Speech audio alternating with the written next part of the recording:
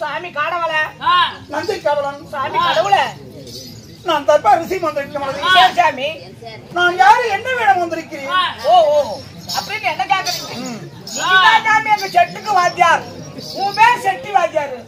அதுதான் எனக்கு தெரியும். நந்தி கவலன் சாமி இந்த நாடகத்தில் நான் யாரு என்ன வேணுமா நான் காட்சளிக்கின்றேன். அறிவை பயன்படுத்தி நான் உனக்கு கண்டுபிடிச்சுக்கிட்டேன்.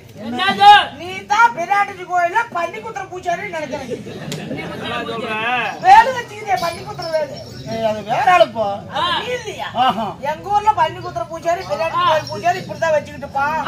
எனக்கு அப்பயும் ஒரு சந்தேகம். அவன் வச்சிருந்த வேலை ஒரு கூறு தான் இருக்கும், இதுல 3 கூறு இருக்குது. சூலாயுதம் திருச்சோளம் சாமி என்ன புடுக்கு எங்களை கொடுப்பா எங்களை கொடுப்பா. ஆமா கொடுப்பா சரி அது என்ன நீ சொன்னாதான் தெரியும். நீ யாரு என்ன மாதா ஒரு தெய்வமா தெரிகிறது. உங்க பேரு வாழ்க்கை வரலாம் சொன்னாதானே எனக்கு தெரியும். இல்லைன்னா அந்த சோத்த தக்கிற நாய்க்கு எங்களுக்கு என்ன தெரியும்? நல்லா 60 ரூபா பாயிட்டு அதான் நெக்கு பிரைச்சு அதுதான் மெயினா. ஆமாங்க சரி சரி இந்த நாட்டுக்கு மகனாடி நீர்வளம் நிலவளம் குடிவளம் படைவளம் மச்சும நாடு என்ன ஊர் சொல்ல பார்க்கலாம்? எட்டவாடி பக்கத்துல கிட்டவாடி அதுதான் அங்க இருக்கிறான். ஏய் என்னடா ஊரு? எட்டவாடி பக்கத்துல கிட்டவாடி. ஊர் பேர் தெரியல உனக்கு? 20 நாளைக்கு முன்னாடி காலைய கோயில் அட்வான்ஸ் கொடுத்தாங்களே நீ கேட்கல? யாராவது ஒட்டுற வாங்குறீங்க 2000 கொடுத்து வாங்க மாட்டேன்னு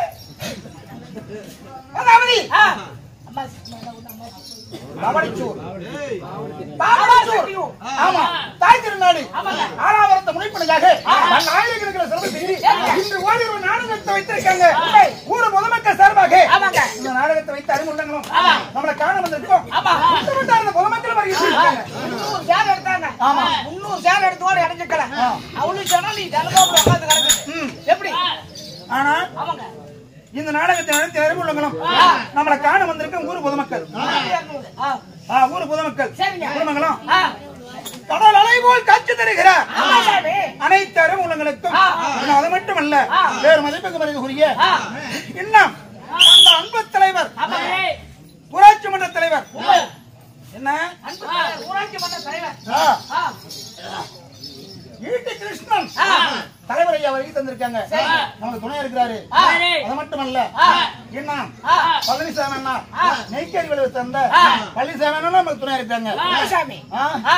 அது மட்டுமல்ல இன்னும் எத்தனையோ பெரியவர்கள் நமக்காக நண்பர் நமக்கு துணை இருப்ப அறிவு உள்ளங்களும் அது மட்டுமல்ல எத்தனை மகாபாரத ராமாயணம் உண்மை கந்த புராணம் கற்ற உணர்ந்த மகா மேதை யார் நம்ம தங்கவேலுக்கு ஒன்று வகித்து இருக்கிறது. எப்படி அவர் தலைமை அதாவது அவர் துணை கொண்டு நாடகத்தை நடத்தலாம் சொல்லி சிறந்த நடிகரை அழைத்து வந்திருக்கிறார். எப்படி அவரு தெரியாத நாடகம் மகாபாரதம் எத்தனையோ மகாபாரதம் கற்றுணர்ந்த மகாமேதை அவர்களுக்கும் கூடியிருக்க பெரியவர்களுக்கும் நம்ம நெஞ்சார்ந்த நன்றியை தெரிவித்துக் கொள்வோம்.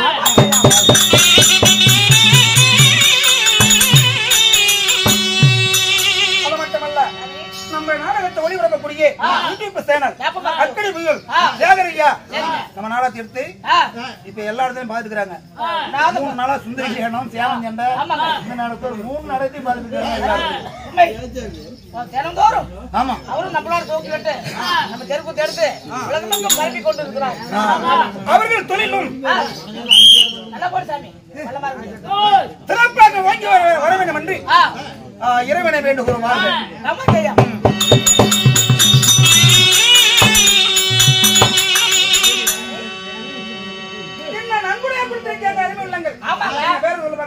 பாருங்க வெளியே வந்த உடனே 200-300 ரூபாய்க்கு மேல அன்பளி கொடுத்த அன்பு உள்ளங்கள் நீங்க தான் காட்சி வாங்க நீங்க கொடுத்தா தெரியும்.